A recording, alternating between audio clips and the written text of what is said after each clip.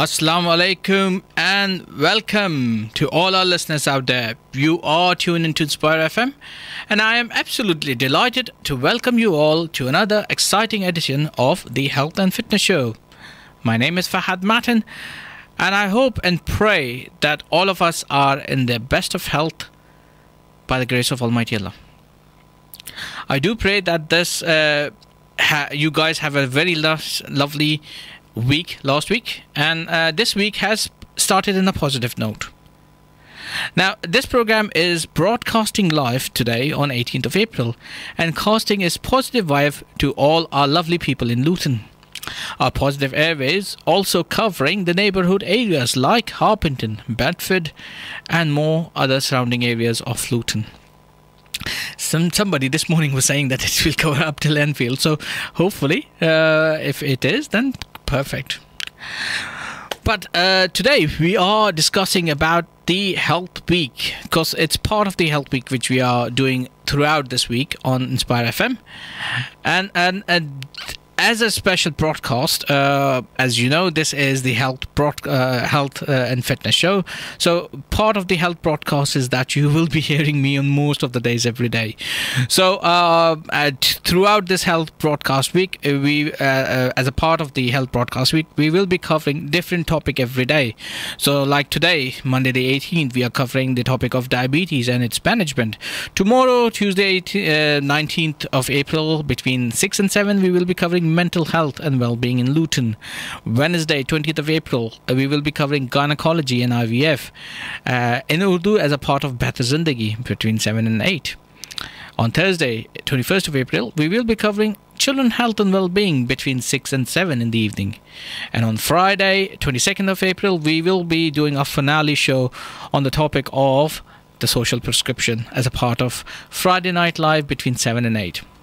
And I know that it is a very, very hefty week, but also our week is also been covered in the part of the morning broadcast, which is the Rise and Shine show by Brother Tariq, as it has been covered this morning. Now, as most of us already know about my show, that it always starts with a saying. And today I thought, because we are covering diabetes topics, so why don't I pick something in relation to that from a person called Paula Dean, and she said that I was determined to share my positive approach and not let my diabetes stand in the way of healthy lifestyle. Well, here you go. For diabetes, you need to have a healthy lifestyle, and I'm sure you agree with this inspiration quotation that the topic of the show works with that, i.e. diabetes and health management. Yes, you have heard me correctly. Our show for tonight is about diabetes and its management. And I know some of you already have burning questions about this topic, or some comments about our topic for tonight. So please give us a call on 01582 481822. Or if you're a shy person like myself, then please send us your questions by either text messages or on via WhatsApp messages on 07779 481822. I repeat, 07779 481822. Our guest for tonight is someone you have heard him this morning as a part of a Rise and Shine show today. He is a Luton local GP at Kingfisher Practice. He is also very much aware he is very much aware of a problem of diabetes in Luton. He is also a clinical director at Luton Clinical Commissioning Group, also known as Luton CCG. And his name is Dr. Chirag Bakai. Good evening, Doctor. Good evening. Thank you for having me today. Thank you so much. Let me start by welcoming you into our radio show today. It's your first time and hopefully not the last time. Hopefully. So, why don't you give us a brief intro about yourself? So I've been a GP for a couple of years now. I work at the Kingfisher Practice in Luton, and amongst my areas of most interest is probably diabetes. And I have to be honest and I have to admit that is partially because of personal reasons, because I have a lot of diabetes running in the family. And so it's something that I'm very aware of, and we're going to speak today about the different things that I've been doing and that everyone can do to try and prevent diabetes from happening. Perfect. And as I've already mentioned, that any of our listeners who want to join in or want to send their questions via text messages or WhatsApp, if you want to call in, just give us a call on 01582 481822 or send us your text messages or WhatsApps on 07779 481822. So, doctor, tell us, what is diabetes? Well, put simply, diabetes is a problem with sugar control. So the body normally has a very good way and a very tight control of sugar after you eat and you digest your food. But in diabetes, that control doesn't work properly and the sugar levels go too high. And that's where all the problems from diabetes come. Right, and why diabetes is bad for us? So diabetes is bad for us in a number of ways. Now, you would think that sugar, because we need it, all the body's cells and all the body's organs need sugar to work. But actually, too much of it floating around in the blood is not a good thing. The organs don't work better with more sugar. Actually, they work worse. So too much sugar in the blood damages all the organs. So you find that the immune system doesn't work properly, which is why diabetics get more infections than normal, and the infections tend to be worse. Wounds don't heal properly, and you get all these other complications from damage to blood vessels, which we can go into more detail. So the damage to blood vessels gives rise to, you might have heard of retinopathy, which is damage to the eyes. You can also get damage to the kidneys, and you get damage to the nerves. Okay, all of that is because the blood vessels get damaged, and that means, potential blindness from the eyes, kidney failure potentially from the effect on blood vessels in the kidney, and problems like pain, numbness and injuries from damage to the nerves. And then on top of that, if that wasn't enough, you've got the risks of heart attacks and strokes. So wow, yeah, so heart attacks are 70% more likely if you've got diabetes, and strokes are about 50% more likely. So diabetes can have all sorts of different complications in lots of different organ systems in the body. So it won't be wrong to say that it is a disease and also a factor to cause more disease. Oh, absolutely, yeah. Diabetes is linked to lots of other diseases, and that's why we really need to get on top of diabetes, both locally and around the country. So that's the reason why why GPs are so saying it again and again, and everywhere you say, please control your diabetes, please control your diabetes. Yeah, there's a reason. Oh, wow, that's amazing. So,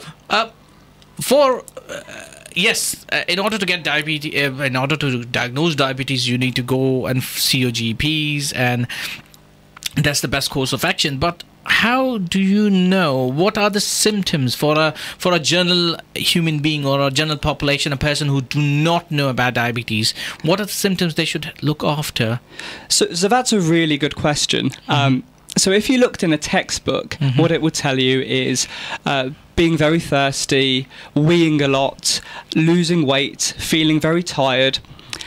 But in real life, that doesn't always happen. You do sometimes get those symptoms, but very often, actually, you might not have any symptoms at all. Really? So, yeah. So a lot of the time, diabetes is just picked up on an NHS health check, for example, or just by other reasons. Someone has a blood test and it gets picked up, or they have infections, and their urine gets checked, or something will happen that means it just gets picked up, but that person has no symptoms at all. Wow. Yeah, and that's one of the problems we face with diabetes. Is you can imagine if people feel really well and they feel quite normal and they don't feel like they've got any symptoms, then they're less likely to want to do something about their diabetes, because as far as they're concerned, they're not really having any problems. But then if you don't control their diabetes, you get those complications later. Whoa. Right, okay. So what caused diabetes or reason for being people for being diabetic?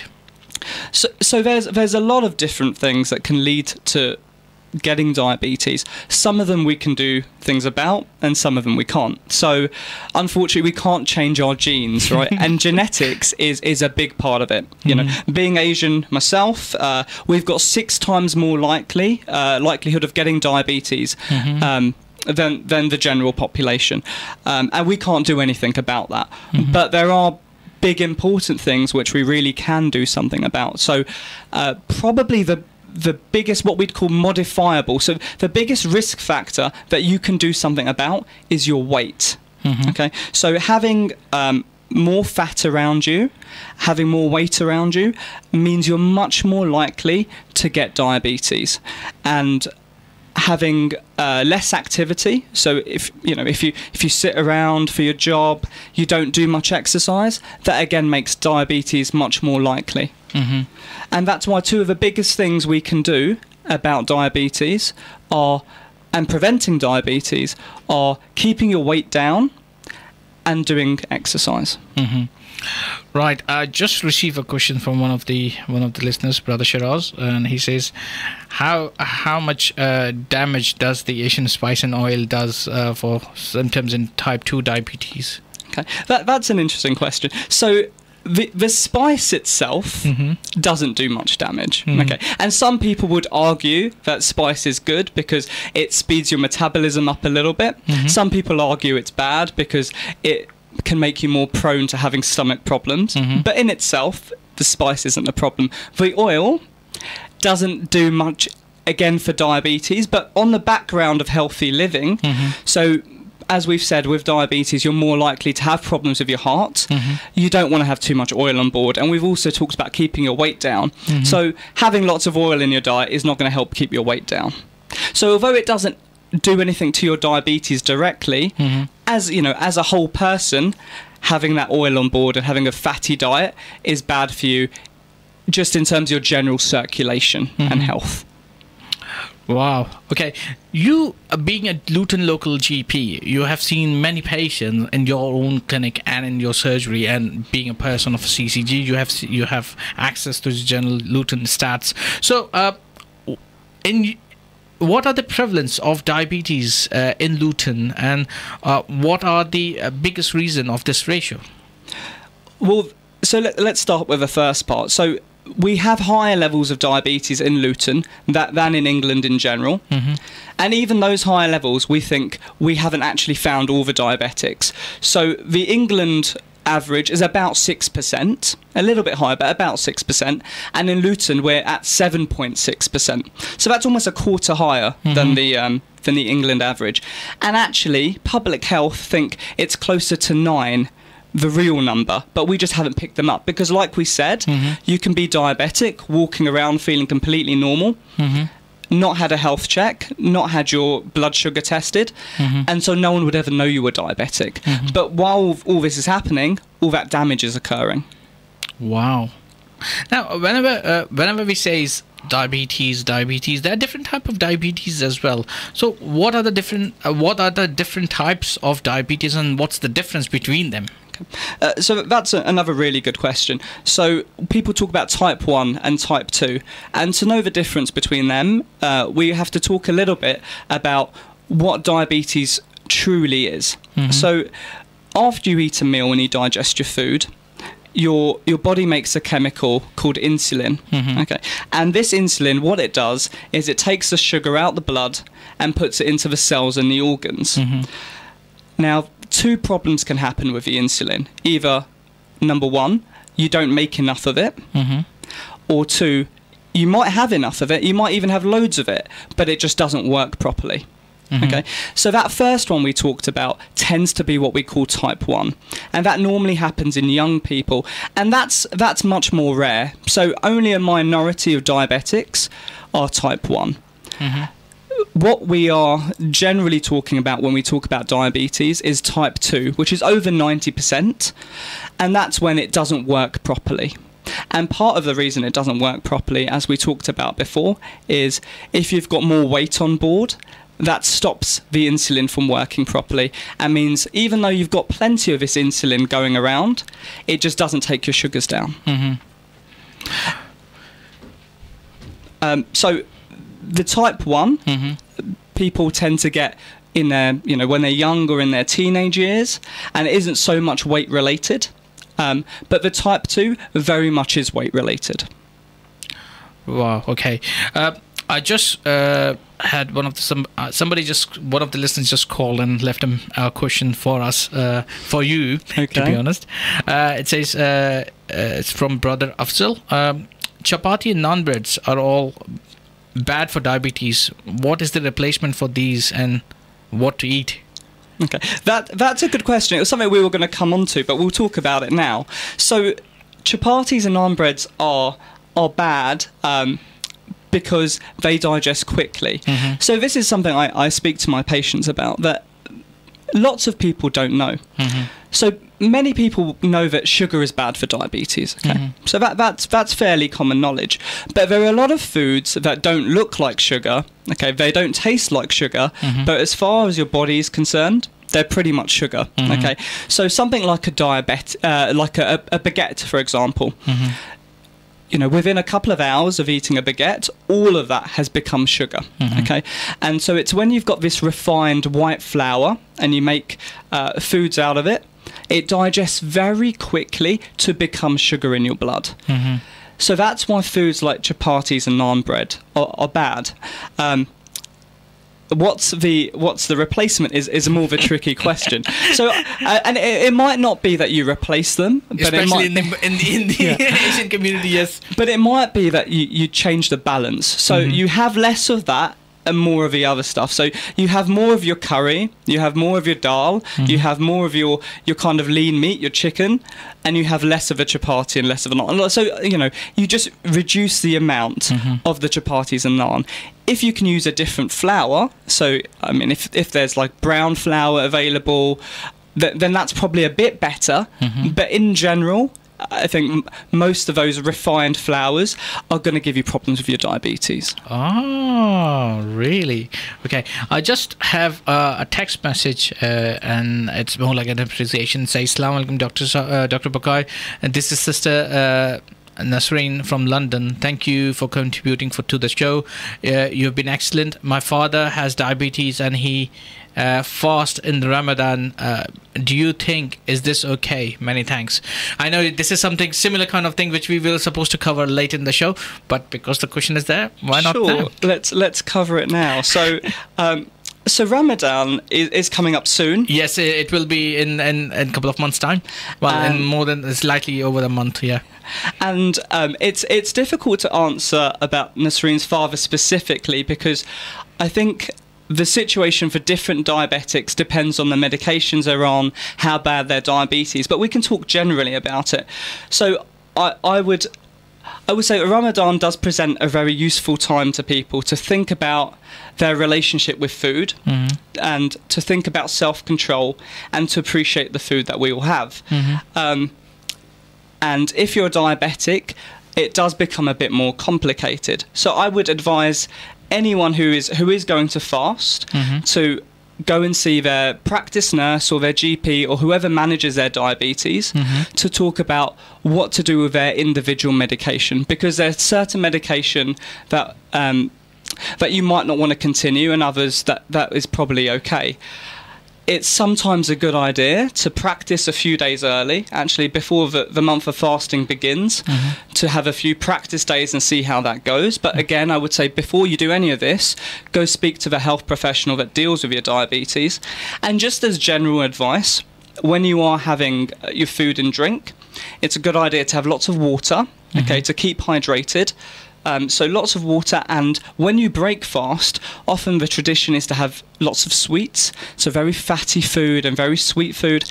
That's probably a bad idea in diabetics in particular, because what will happen is having this sweet will digest, and they'll have lots of sugar rushing into their blood all of a sudden, and they'll get what we call a spike, so a fast rise in their blood sugar, and that's bad, and we try and avoid that.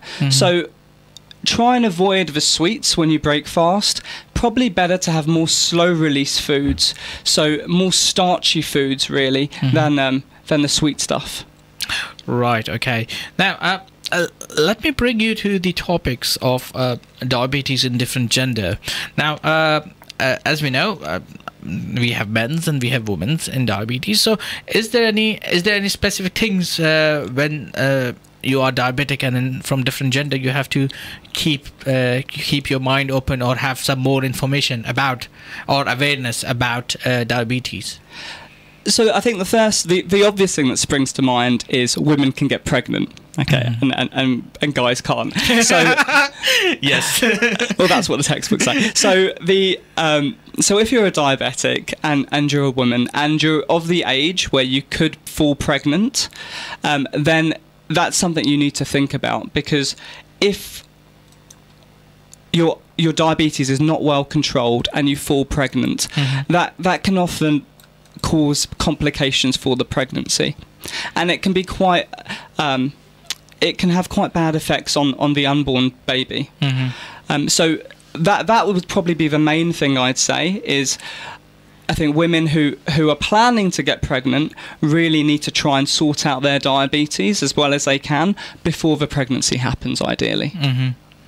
Okay, and does it create complications when you are pregnant? Well,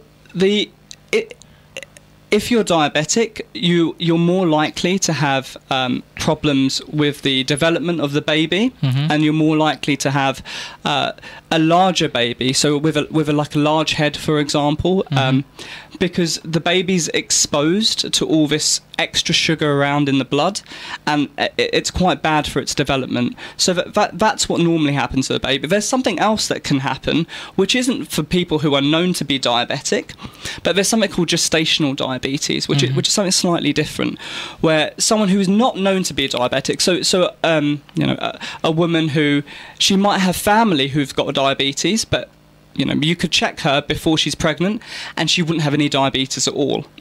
But what might happen is when she falls pregnant, diabetes will develop, and that's called gestational diabetes. Once the baby is born, that diabetes will tend to go away. But the important thing there is if you've had gestational diabetes, then you are more likely in the future to get diabetes. So all those women who have had gestational diabetes should be seeing their GP surgery every year to get a blood test to see if they've developed diabetes. And you said it is more likely hereditary where... Yeah, so for example, we know that it happens more in Asians. As we said, diabetes happens more in Asians anyway. And likewise, the gestational diabetes happens more in Asians. So if you're Asian, you tend to be offered some extra tests when you're pregnant to check for gestational diabetes. Right. Now, people who are diabetic, but especially females, but they want to use birth control pills. So, is there any specific guidance they have to follow? Well, for birth control pills, there's probably the main thing to keep in mind is if your diabetes is badly controlled, or you've got any complications of diabetes, probably the conventional birth control pills, which have both types of hormone in, are probably not a good option because of the risk of circulation problems. So I would basically suggest that anyone who's diabetic who wants to explore birth control options has a good chat with their practice nurse or GP, because it is a little bit complicated. But normally, if your diabetes isn't great or you've got complications, the what we normally call the pill probably isn't right for you. Now, I do have many questions popped on my screen, like 3-4 questions popped on the screen. But I just like to ask you, before I will go on to those questions, if you are diabetic, what are the best places to go to? Okay, so that's a really good question. One thing we found in Luton is actually we've got loads of services that we we commission that people aren't using. Okay, so if you're a diabetic already, there's loads of sources of information. So if you speak to your GP surgery, you should be able to get a referral for some education about diabetes. There's a course called Desmond, which is very good. There's also courses we run in Urdu and Bengali, which are very good as well. And we've got lots of places that aren't being used. We've got services to help you lose weight. So if you go into any pharmacy, you can see these cards for Live Well Luton. Or if you look up Live Well Luton on Google, you can just call it up. They can give you help with weight loss, with activity, and also we've just got loads of parks in Luton that people don't use enough. So that's a service that's available with just places to go and do exercise. Wow. Some things which are very common and very common sensible, but we do not use it quite often. And I'm at the same time, I will say, wow, I must say that time has passed extremely quickly because we are approaching to our break time. When we come back from our break, we will be still talking with our lovely guest, Dr. Chirag Bakai, about diabetes. I know you guys are sending questions, so keep sending those questions and keep tuned in. We will be right back after these.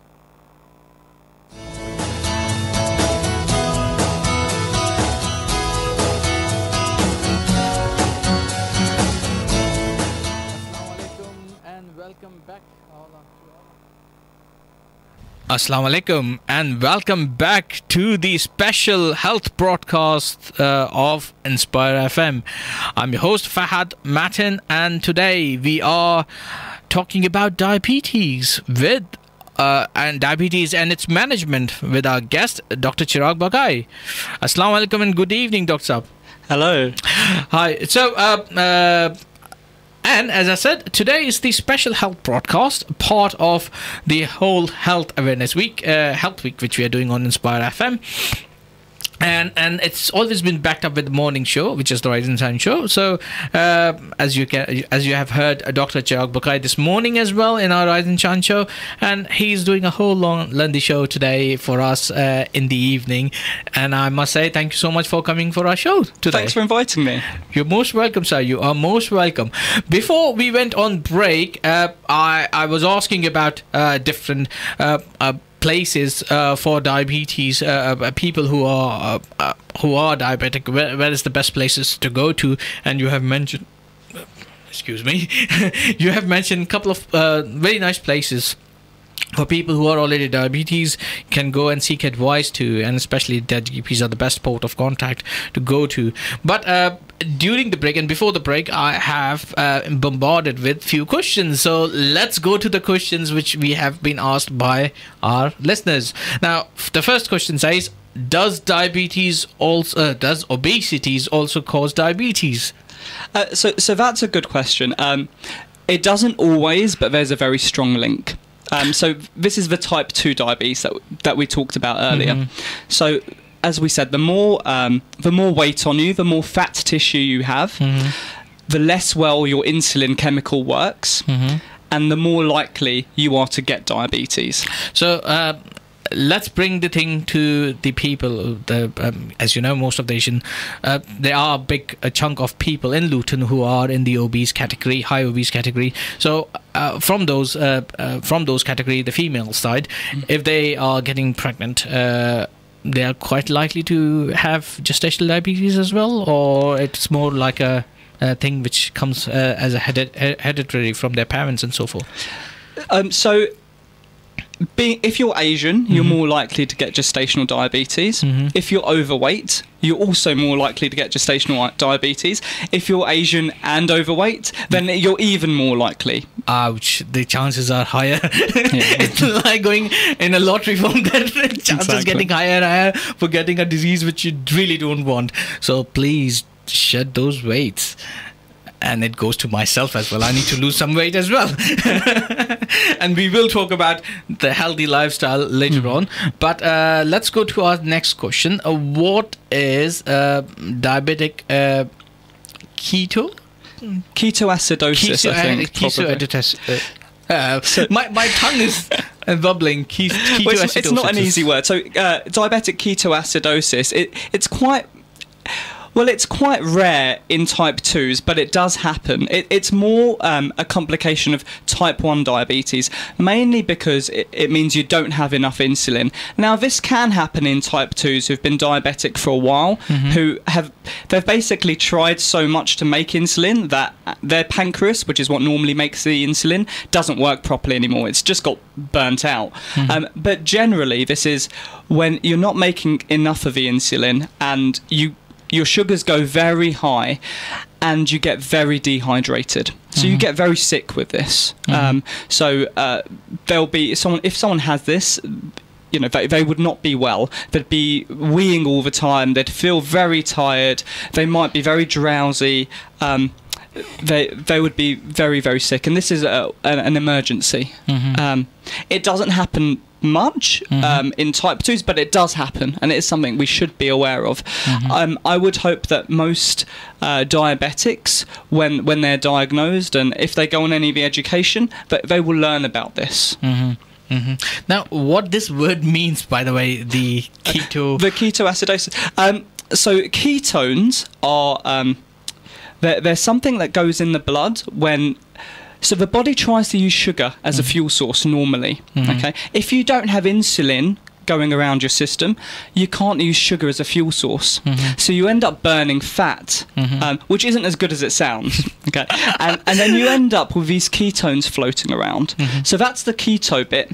The acidosis is because your acid level, the blood gets more acidic, basically, and they can test for that. So that's where the acidosis comes from. But combined with the diabetes is not a good thing to have. Yeah, so this is a serious complication of diabetes. So this can be life-threatening, actually. So this is very serious.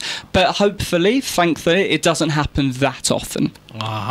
So thank God for that. And if anyone, I guess, has those symptoms of being, you know, suddenly very ill and weeing lots and lots and being very sick and doesn't quite look right, they should get their sugar checked or probably contact a health professional for advice. All right, okay. Now, the next question I have is, what are the initial symptoms of diabetes, and what are the cure for it?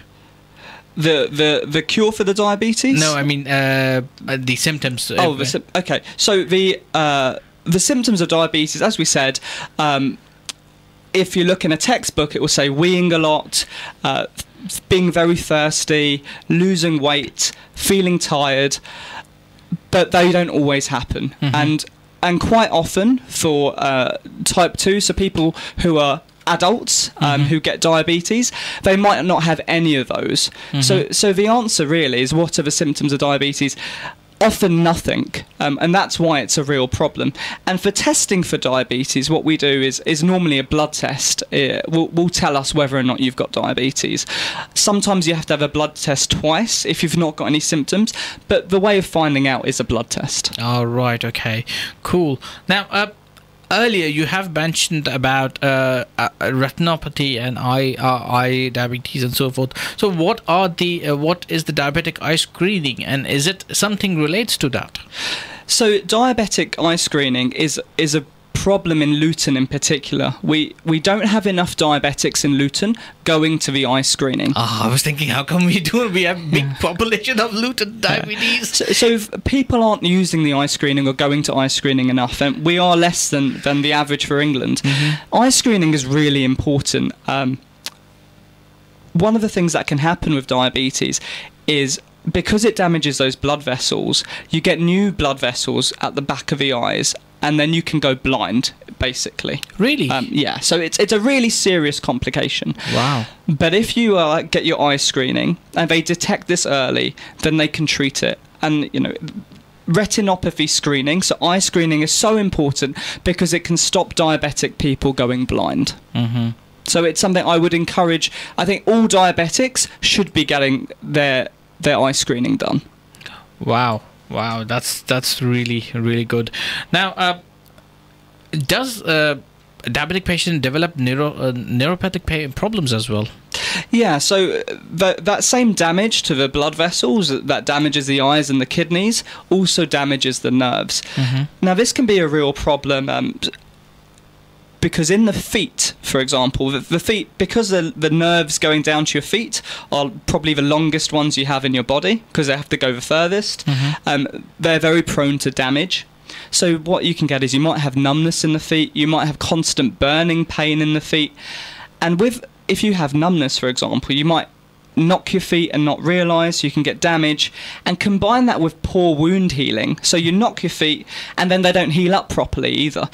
You get ulcers, you get all sorts of damage happening, and with that neuropathy and those ulcers, you even get gangrene happening. So you find, for a bunch of reasons, diabetics can have gangrene in their feet if they don't look after their diabetes. So looking after your diabetes for all of these complications, retinopathy, kidney damage, neuropathy, if your diabetes is well controlled, you are much less likely to get these complications. So you might be feeling fine even if your diabetes isn't great, but really the reason why your GP or your practice nurse will be saying you need to get your diabetes better is because we don't want these complications to happen. All right, okay. So why most diabetic patients develop other health conditions as like peripheral heart disease and so forth, other problems? Why? So when you have diabetes, when you've got the big blood vessels, so the ones around your heart or the ones involved in a stroke, you have this process that happens as you get older of fat being put in the walls, and that's when that fat bursts open, you can get a heart attack happening. Diabetes just makes that fat get laid down more. So the same way smoking does. So smoking and diabetes together is a really bad combination for heart disease and strokes, because they both have the same bad effect of putting fat into those blood vessels and clogging them up. Just like we have said earlier, discussed earlier, that diabetes is not just a disease only, but it's cause of multiple severe health conditions and health diseases. And as I said earlier, if you've got diabetes, 70% more likely to have a heart attack, 50% more likely to have a stroke. So really makes you much more likely to have a serious health problem. So how best, what will be your advice to prevent diabetes, or at least people who are diabetic, how to look after their health? Okay. So to prevent diabetes, there's quite a lot you can do. And it's something personally I've thought about and tried, because I've got lots of family who've got diabetes. I want to avoid getting it myself. So I would say keeping your weight down is probably the main thing you can do to make you less likely to get diabetes, and also keeping active. And that's two problems we have in Luton. So if we look at England in general, in Luton, we've got far more people who are overweight or obese than in the England average. In Luton, it's almost 2/3 of people that are overweight or obese. And we've got our physical activities are much lower than England average. So people aren't doing as much and they're less fit. That is a really bad combination. To prevent diabetes from coming on, you want to try and limit the amount of fat tissue you have.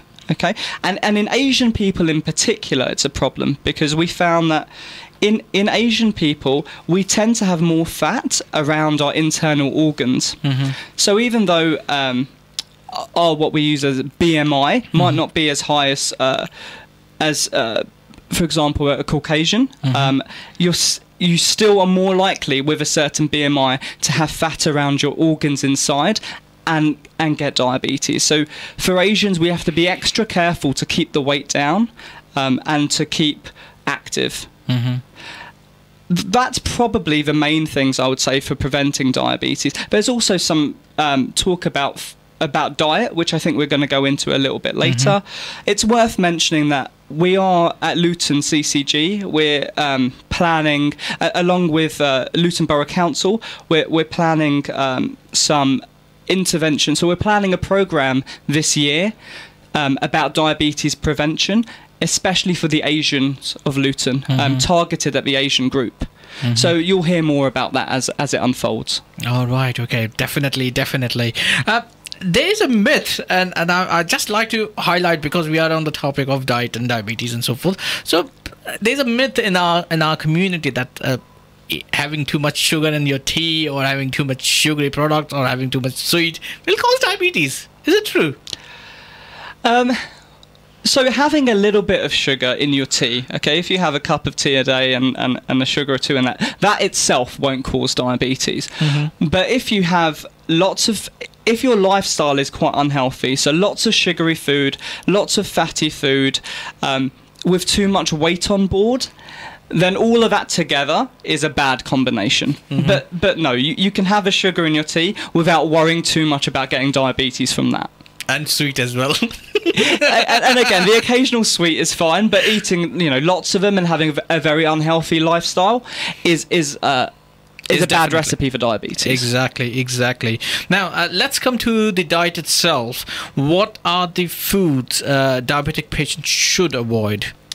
So there is, that's a good question. So there is a misconception that I often find, that people think fruit and fruit juice in particular is very good for you.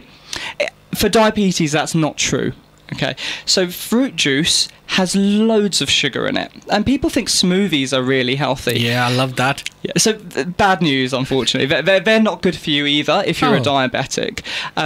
Eating all that fruit is probably, if you actually had that fruit in front of you and ate it, that's not so bad. But in a smoothie, it's all churned up and it's half digested already.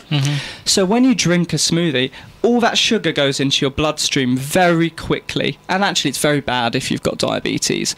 I wouldn't say it's much better. I mean, it has more vitamins and stuff, but I wouldn't say it's much better than a sugary drink like a Coke. So in general, the foods to avoid as a diabetic would be the obvious sugary stuff, which includes smoothies and fruit juices. Fruits, most fruits are okay, but very sugary fruits like mangoes, I mean, the tasty ones. I love those things. Yeah. So most people do. Yeah. So something. If it tastes really sweet, it probably got quite a lot of sugar in it. So mangoes probably have quite a lot of sugar in. Dry fruits like raisins, just because they're fruits doesn't mean they're good for you. So dates. Yeah, same. And the other things, I suppose, are the sugars that you don't see and you don't taste. So like we talked about bread, for example, try and limit it, because that stuff becomes sugar in your body very quickly. And we tend to have a lot of it in the Asian diet, the chapatis, the naan, the rice. I would say try and limit that stuff. It's still fine to eat, and you're going to eat some of it, but try and have more of the vegetables, the roughage, and the lean meat than what we call the carbohydrates. Especially, white rice and chapatis with white flour, because it digests so quickly and will push your sugar up quickly. Now, before I went to ask you about the type 2 diabetes and insulins, I just received a WhatsApp message that says, Assalamu alaikum, Dr. Bakai, you are excellent role model for youth. Please tell us, what are the secrets to help and encourage our young Muslim boys to grow up like you, intelligent and ready to help the community? Oh, that's an unexpected question. Well, thank you. I would suggest encouraging them whatever way you can to work very hard at school. It's those years where you're probably most tempted to mess about and not concentrate, but working hard at school really does pay off, and makes life much easier thereon afterwards. And I think encouragement from the family and support for whatever career they want to pursue is essential as well. I must say, I wish I would have a camera here, because I can see the blushing on your face. It's really, really nice. Right, come back to our topic. Why some people, a patient diagnosed with type 2 diabetes have to go on insulin? Yeah, so we touched on that slightly earlier. So when normally in the early stages of type 2 diabetes, medications by mouth can help. And some of those medications just mean that you're still making your own insulin, but those medications are helping it have more effect. Okay, whereas before, without any medication, the insulin's in your system but not really working. That medication helps it work better. After a while, especially if your pancreas stops making so much insulin, after a while you just don't have enough of it. And you find that some medications that were working before don't work properly. And then you have to replace that insulin. So that's why some patients with type 2 diabetes end up going on insulin. And actually, with the medicines we have that work by mouth, they work to an extent, and they can only work so much. Insulin is the one thing that we know will always work for diabetes. But it has its own problems. So we try not to use insulin unless we have to, but it does work very well. Should an obese person have to do a diabetes checkup? This is one of the questions which just popped on my screen. Well, that's a good question. So everyone above 40 is entitled to an NHS health check. It's something that the population in Luton, we're not using enough. It's something I would encourage everyone to do. You get your weight checked, you get your cholesterol checked, you get a diabetes check. It's well worth doing. So anyone over 40 who hasn't had an NHS health check, it's worth speaking to your GP surgery about getting one done. Right, and that will probably look after most of the things which are underlying conditions. That will tell you about your heart disease risk, your diabetes risk. It's a very helpful thing to do. Now, again, one of the things coming back to insulin side. Now, people who have been given insulin have also been given a blood prick test to check their bloods. Now, some people, and this is something which is by experience, I've seen that some people check their blood and says, "Oh no, the sugar is normal," and they end up eating sweets or sugary drinks or sweetie foods. Now, how bad it will be for this kind of habit for their own health? So when you talk about insulin and checking sugars, it gets a little bit complicated. Most people on insulin, or if you are on insulin, you should get taught about how to change your insulin dose depending on your blood sugar and depending what you're going to do. So if someone is checking their blood sugar and it's normal, I think when people are on insulin, they often worry about their sugar going low. So sometimes they eat extra on top of it to try and stop it going low. And that is something you commonly find.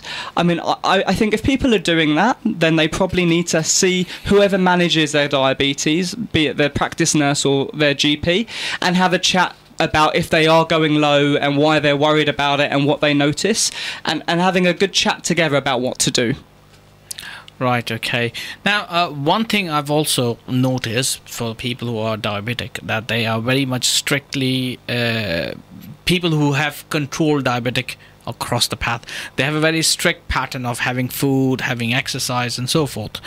Do you like to shed some light on it? Why, and what's the advantage of having a strict, healthy lifestyle?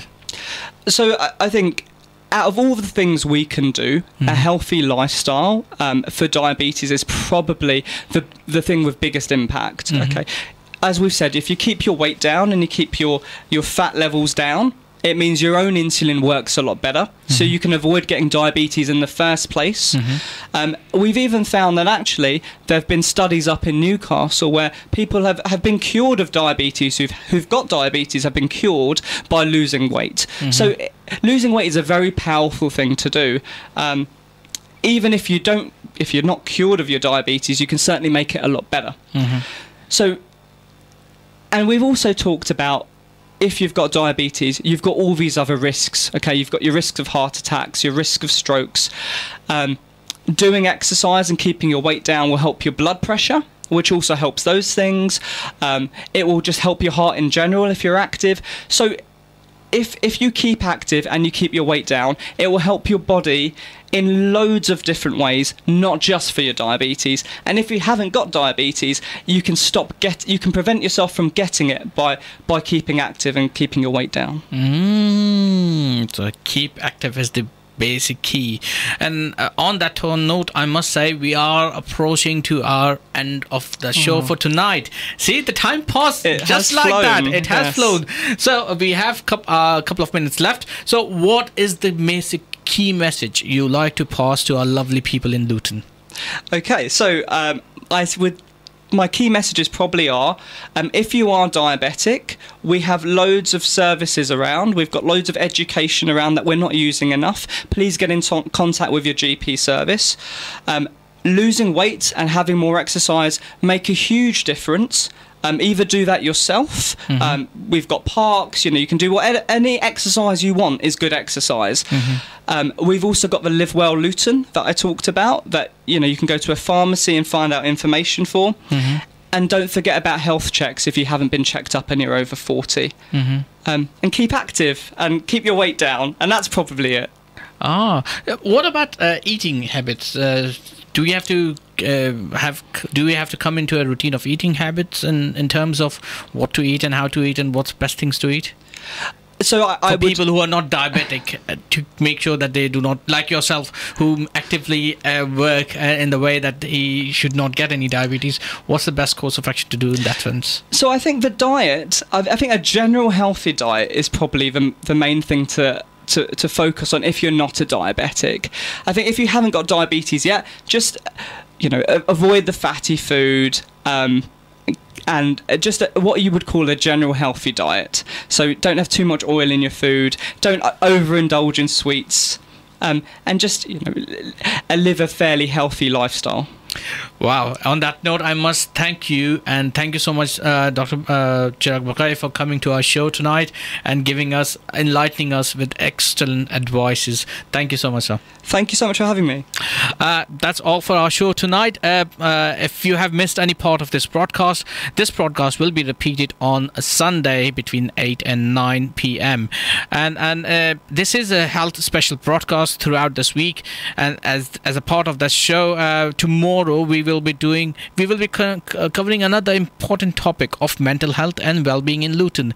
So if you like, can join us. I will definitely encourage you to join us tomorrow as well, between the hours of 6 and 7 on the show. If you have missed any other part of the show, the live broadcast will be there on our website